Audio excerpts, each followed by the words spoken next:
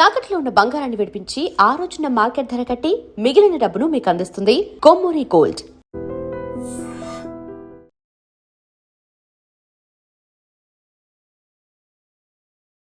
America Iran war మీరే అన్నారు గతంలో. అవును, ఇది కేవలం 1 వీక్ అని. అది ఫీజ్ ఫైర్ ఇప్పుడు మళ్ళీ రిపీట్ అవుతుంది. దానివల్ల నష్టం వాళ్ళకా వీళ్ళకా లేదా మనకా? సార్ అందరికీ నష్టం ఉంటుంది సార్. అమెరికాకి నష్టం ఉంది సార్, ఇరాన్కి నష్టం ఉంది. కానీ ఒక్క విషయం సార్ నేను ఇక్కడ చెప్పాలనుకుంటున్నాను. నేను ఇరాన్ని సపోర్ట్ చేయట్లేదు సార్, వ్యక్తిగతంగా నేను ఇరాన్ని సపోర్ట్ చేయను.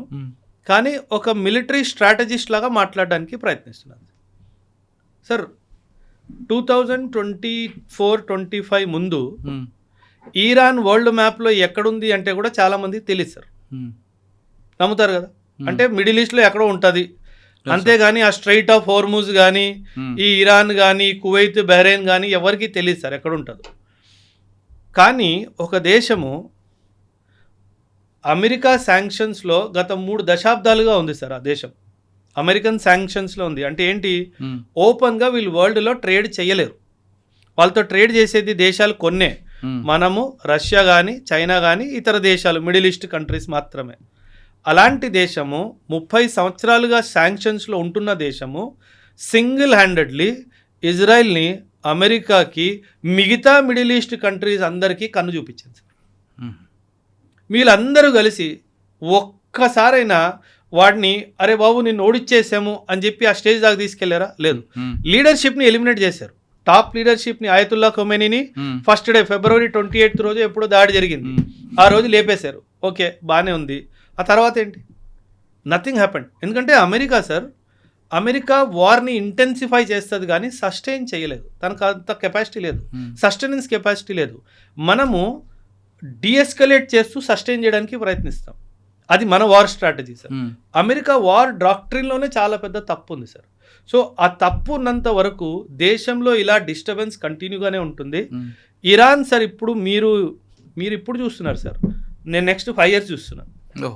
ఈ నెక్స్ట్ 5 yearsలో Iran will come out as a super power in the middle eastern region. ఇప్పుడు మీరు చూస్తున్న దాడులు చాలా జీరో.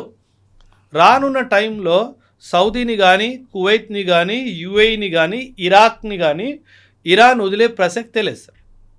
అండ్ వెనక నుంచి రష్యా అండ్ చైనా సపోర్ట్గా ఎప్పుడు ఉంటారు. సో ఇప్పుడు ఏమైంది, పడుకున్న పులికెళ్ళి నువ్వు చెవిలో చేసినట్టుంది. ఇప్పుడు పులి లేచింది, ఇంక దానికి పోరాడాలి అనిపించే ఏమంటారు దాన్ని వేటకెళ్ళాలి అని అనిపిస్తుంది, దాన్ని ఆపడానికి వీల్లేస్తుంది. పడుకున్న పులిని నువ్వు లేపావు సార్. చూడండి సార్, ఒక not even advanced country Iran ఎక్కడుంది సార్ కంపేర్ టు అమెరికా? ఎక్కడా లేదు. Intelligence Israel best, defence forces best, missile systems best, drone systems best, air crafts best, అన్నీ బెస్ట్గా ఉన్నా ఏం చేస్తున్నారు? ఏం చేయలేకపోతున్నారు సార్. కువైత్ మీద ఎన్ని దాడులు జరిగాయి సార్? కువైత్ ఒక్క రిప్లైని ఇవ్వగలిగిందా సార్? యుఏఈ మీద ఎన్ని దాడులు చేసింది సార్ ఇరాన్? ఒక్క రిప్లైని ఇచ్చిందా సార్? ఏం లేదు. అమెరికా ముఖ్యమైన ఉద్దేశం, అమెరికా ఉద్దేశం ఏంటంటే మిడిల్ ఈస్ట్లో అన్రెస్ట్ క్రియేట్ చేయాలి సార్. ఈ అన్రెస్ట్ ఇప్పుడు సార్ సింపుల్ సార్, నేను ఈరోజు రాత్రి మీ ఇంటి మీద దాడి చేస్తాను అని చెప్పి మీకు వాట్సాప్ మెసేజ్ పెట్టాను. మీరేం చేస్తారు? కాపులాకి మనుషులు పెట్టుకుంటారా? పెట్టుకోరా? వెళ్ళి పోలీస్ స్టేషన్ కంప్లైంట్ ఇస్తారా? ఇవ్వరా? కాపులాకి మనుషులు పెట్టుకుంటారు, వాళ్ళకి ఆయుధాలు కూడా ఇస్తారు. ఆ ఆయుధాలు ఎక్కడి నుంచైనా కొనుక్కోవాలి కదా మీరు. ఈ మిడిల్ ఈస్ట్ దేశాలన్నీ అమెరికా ఉండి కాపులాగా ఉండమని చెప్పి ఆయుధాలు వాడి దగ్గర కొనుక్కుంటున్నారు. మిమ్మల్ని ఆయుధాలు కొనుక్కునేటట్టు చేసింది ఎవరు? నేను అమెరికా. సో అమెరికా ఏం చేస్తుందంటే మిడిల్ ఈస్ట్లో డిస్టర్బెన్స్ క్రియేట్ చేయాలి, ఆ డిస్టర్బెన్స్కి దేశాలు భయపడాలి, ఆ భయంతో నా దగ్గర ఆయుధాలు కొనుక్కోవాలి, వాళ్ళ దేశంలో మిలిటరీ బేస్ ఎస్టాబ్లిష్ చేయడానికి నాకు భూమి ఇవ్వాలి. వాడు కావాల్సింది అదే, వాడు క్రియేట్ చేసుకున్నాడు. మనమేమో ఇరాన్ న్యూక్లియర్ అన్నాం. ఇప్పుడు న్యూస్ పేపర్లో కానీ ఎక్కడైనా సరే న్యూక్లియర్ గురించి అసలు మాట కూడా వస్తుందా? రావట్లా. అప్పుడు ఏమీ దొరకలేదు, ఇప్పుడు ఏమీ దొరకలేదు. అంటే అల్టిమేట్ తీసుకుంటే ఆయుధాల కంపెనీ ఓనర్లు బతుకుతున్నారు అంతే. అమెరికా ముఖ్య ఎకనామిక్ ఇదే కదా సార్, ఆయుధాలే కదా సార్. ఇదంతా ఆయుధాలు అమ్ముకోవడానికి వ్యాపారం సార్. ఈ వ్యాపారం కోసం వరల్డ్ అంతా వీళ్ళు డిస్టర్బ్ చేస్తారు.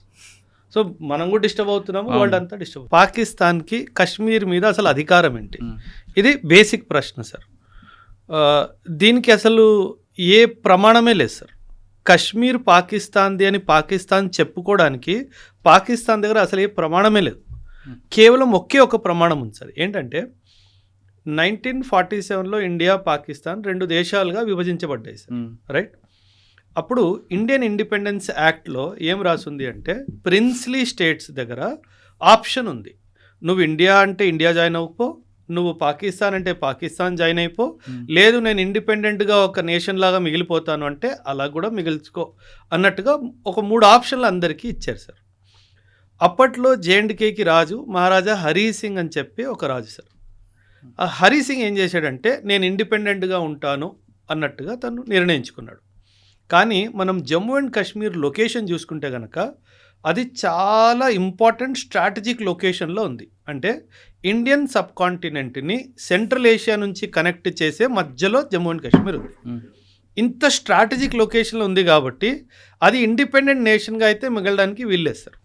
పాకిస్తాన్ కూడా ఒక విషయం ఏమర్థమైందంటే ఈ కశ్మీర్ నా దగ్గరకు వస్తే మీరు మ్యాప్ చూడాలి sir. Afghanistan, Pakistan, India map చూసుకుంటే కశ్మీర్ పిఓకే మీద పాకిస్తాన్ కబ్జా లేదు అంటే పాకిస్తాన్కి కూడా సెంట్రల్ ఏషియాకి కనెక్షన్ లేదు సార్. పాకిస్తాన్ కూడా సెంట్రల్ ఏషియా కనెక్షన్ కావాలి అంటే పిఓకే వాళ్ళ దగ్గర ఉండాలి సార్. సో ఇది అర్థమైపోయిన పాకిస్తాన్ మహారాజా హరీ సింగ్ మీద కొంచెం ప్రెషర్ బిల్డప్ చేయడం స్టార్ట్ చేసింది. ఆ ప్రెషర్కి ఆయన గివప్ చేసి ఒక సంధి పాకిస్తాన్తో సైన్ చేయించుకున్నాడు సార్. ఆ సంధి పేరు స్టాండ్ స్టిల్ అగ్రిమెంట్. ఏమైందంటే సార్ 1947 నుంచి 1950 వరకు మనందరికీ తెలుసు 563 నుంచి 565 ప్రిన్స్లీ స్టేట్స్ని మనం మన దేశంలో ఇంటిగ్రేట్ చేసుకున్నాము. థ్యాంక్స్ టు సర్దార్ పటేల్ గారు sir, grand salute to him. ఆయన ఉన్నారు కాబట్టి ఈరోజు మన భారతదేశం మ్యాప్ ఇలా ఉంది సార్. ఆయన ప్లేస్లో ఇంకెవరైనా ఉంటే ఇందులో సగం కూడా భారతదేశంలో మ్యాప్ ఉండేది కాదు sir. So grand salute to Sardar Patel sir, real son of India. Okay, ఇప్పుడు ఈ ప్రిన్స్లీ స్టేట్స్ ఇండియా కానీ పాకిస్తాన్కి జాయిన్ అవ్వాలి అంటే దానికి ఒక ప్రాసెస్ ఉండేది సార్. ఆ ప్రాసెస్లో కొన్ని రాజ్యాల్లో ఏం జరిగిందంటే ప్రిన్స్లీ స్టేట్స్లో వాళ్ళు డైరెక్ట్గా ఇన్స్ట్రుమెంట్ ఆఫ్ యాక్సెషన్ సైన్ చేసుకున్నారు. ఇన్స్ట్రుమెంట్ ఆఫ్ యాక్సెషన్ అంటే ఏంటంటే యాక్సెషన్ అనే పదానికి అర్థం ఏంటంటే నేను నా రాజ్యాన్ని నీ దేశంలో కలుపుకుంటున్నాను, ఇకపై నేను రాజు కాదు, నేను డెమోక్రసీకి నా రాజ్యాన్ని ఇచ్చేస్తున్నాను, నేను ఒక నార్మల్ సిటిజన్ లాగే బతుకుతాను అని ఒక ఒప్పందం. దీన్ని ఇన్స్ట్రుమెంట్ ఆఫ్ యాక్సెషన్ అంటారు. చాలా ప్రిన్స్లీ స్టేట్స్ డైరెక్ట్గా ఇన్స్ట్రుమెంట్ ఆఫ్ యాక్సెషన్కి సైన్ చేసేసుకున్నారు. అంటే ఏంటి, ఇండియాలో కానీ పాకిస్తాన్లో కానీ జాయిన్ అయిపోవాలని ఒప్పేసుకున్నారు. కానీ కొన్ని ప్రిన్స్లీ స్టేట్స్ మాత్రము 2 స్టెప్ ప్రాసెస్ని తీసుకున్నారు సార్. ఈ 2 స్టెప్ ప్రాసెస్ ఏంటంటే మొదటిగా స్టాండ్ స్టిల్ అగ్రిమెంట్ సైన్ చేసుకుందాం. అంటే ఏంటి, స్టేటస్ కో మెయింటెనెన్స్, స్టే అంటాం కదా మనం, కోర్టు నుంచి స్టే తెచ్చుకుంటాం కదా, దాన్ని స్టాండ్ స్టిల్ అగ్రిమెంట్ అంటారు. ఏమని, నువ్వు నా మీద దాడి చేయొద్దు, ఏం చేయొద్దు, నేను ఇంకా ఆలోచిస్తున్నాను నేను ఇద్దరు రావాలా వద్దా అన్న విషయం. ఓకే, ఈ మహారాజా హరీ సింగ్ కూడా ఏం చేశాడంటే స్టాండ్ స్టిల్ అగ్రిమెంట్ పాకిస్తాన్తో సైన్ చేసుకున్నాడు. ఇప్పుడు పాకిస్తాన్ వైపు కూడా ఆలోచన చూడండి సార్. ఒక ప్రిన్స్లీ స్టేట్ నాతో స్టాండ్ స్టిల్ అగ్రిమెంట్ సైన్ చేసుకున్నాడంటో అంటే అర్థం ఏంటి, రేపో మాపో ఇన్స్ట్రుమెంట్ ఆఫ్ యాక్సెషన్ కూడా సైన్ చేసుకుంటాడనే కదా సార్ అర్థము. సో పాకిస్తాన్కి ఏమనిపించిందంటే మనం స్టాండ్ స్టిల్ అగ్రిమెంట్ సైన్ చేయడంలో గెలిచిపోయాం కాబట్టి ఖచ్చితంగా ఇది మన దగ్గరికే రావాలి అని వాళ్ళకి క్లారిటీ వచ్చేసింది. కానీ వాళ్ళ ఆవేశంతో ఆగలేక ఏం చేశారు, జమ్మూ అండ్ కాశ్మీర్ మీద దాడి చేశారు సార్. ఓకే, సో ఆ దాడి చేసినప్పుడు మహారాజా హరీ సింగ్ ఏం చేశాడు, భయపడిపోయాడు. అమ్మో వీడు నా రాజ్యాన్ని ఆక్రమించేటట్టు ఉన్నాడని చెప్పేసి పరిగెట్టుకుంటూ ఇండియా దగ్గరకు వచ్చాడు. అప్పట్లో మనకు తెలుసుంటే మౌంట్ బ్యాటన్ గారు ఉన్నారు, మన ఇండియాలో ఇంకా వెళ్ళిపోలేదు. మౌంట్ బ్యాటన్ గారు ఏమన్నారంటే, నువ్వు స్టాండ్ స్టిల్ అగ్రిమెంట్ పాకిస్తాన్తో సైన్ చేసేసుకున్నావు కదా, నీకు ఎటువంటి సహాయం మేము అందించడానికి వీల్లేదు, ఎందుకంటే అది ఇప్పుడు మేము వస్తే నీ ఇంటర్నల్ అఫేర్స్లో మేము ఇంటర్ఫియర్ అయినట్టు ఉంటుంది. ఒక షరతు ఉంది, నువ్వు ఇన్స్ట్రుమెంట్ ఆఫ్ యాక్సెషన్ మాత్రం ఇండియాతో సైన్ చేసుకున్నావంటే ఖచ్చితంగా అప్పుడు మేము మీకు సాయానికి వస్తామని చెప్పారు. ఇప్పుడు ఒకవైపు పాకిస్తాన్ దాడి, ఇంకోవైపు మనల్ని ఒప్పుకోవట్లేదు రావడానికి ప్రొటెక్షన్కి. ఆ కండిషన్లో Maharaja Hari Singh signed the instrument of accession with India. Stand still agreement పాకిస్తాన్తో సైన్ చేశాడు, ఇన్స్ట్రుమెంట్ ఆఫ్ యాక్సెషన్ మాత్రం మనతో సైన్ చేశాడు. సో దీనివల్ల ఏం జరిగిందంటే పాకిస్తాన్ ఏమనుకుంది, నాకు మోసం జరిగింది, నాకు రావాల్సిన ఒక రాజ్యము అక్రమంగా ఇండియాకి వెళ్ళిపోయింది, ఎందుకంటే అక్కడ రాజు తప్పుగా ప్రవర్తించాడు అనే ఉద్దేశం. సో ఈ బ్యాక్గ్రౌండ్లో ఈ యొక్క వార్ అన్నది స్టార్ట్ అయిపోయింది సార్. ఆల్రెడీ వాడు వాళ్ళ మీద దాడి చేస్తాడు సార్. ఇప్పుడు ఈరోజు పిఓకే, పాకిస్తాన్ దగ్గర ఉన్న పిఓకే ఈయన ఇన్స్ట్రుమెంట్ ఆఫ్ యాక్సెషన్ సైన్ చేసే ముందు వరకు ఆల్రెడీ వాళ్ళు ఆక్రమించుకున్నది. ఒకవేళ స్టాండ్ స్టిల్ అగ్రిమెంట్ సైన్ చేయకుండా డైరెక్ట్గా మన దగ్గరకు వచ్చిన ఈరోజు పిఓకే అంతా మన దగ్గర ఉండేది. సో అక్కడ చాలా పెద్ద తప్పు మహారాజా హరి సింగ్ చేశాడు సార్. దానివల్లే ఇన్ఫ్యాక్ట్ ప్రాబ్లం వచ్చింది. కానీ ఇక్కడ ఇంకొక ప్రాబ్లం ఉంది సార్. నేను ఇందాక మాట్లాడుతూ స్టార్టింగ్లో సర్దార్ పటేల్ గారికి ఒక గ్రాండ్ సెల్యూట్ అని చెప్పాను సార్. ఆయన ఉన్నారు కాబట్టి ఈరోజు నార్త్ ఈస్ట్ ఇండియాలో ఉంది సార్. లేదంటే ఈరోజు మొత్తం నార్త్ ఈస్ట్ వేరే దేశాల్లాగా ఉండేది సార్. అలాంటిది మొత్తం ప్రిన్స్లీ స్టేట్స్ ఇంటిగ్రేషన్ బాధ్యత అంతా సర్దార్ పటేల్ గారు తీసుకున్నప్పుడు నెహ్రూ గారు ఒక తప్పు చేశారు సార్. తప్పు చేశారంటే ఒక నిర్ణయం తప్పైంది సార్. జమ్మూ అండ్ కాశ్మీర్ది నేను చూసుకుంటాను, నువ్వు ఇబ్బంది పడకు అని చెప్పారు సార్. అక్కడ జరిగింది అతిపెద్ద తప్పు సార్. ఎందుకంటే అక్కడ చాలా టైం డిలే అయిపోయింది సార్. టైం డిలే అయిపోవడం వల్ల ఇంకా వీళ్ళు ఏం చేయాలో అర్థం కాక పాకిస్తాన్ వాడు దాడి చేయడం జరిగింది.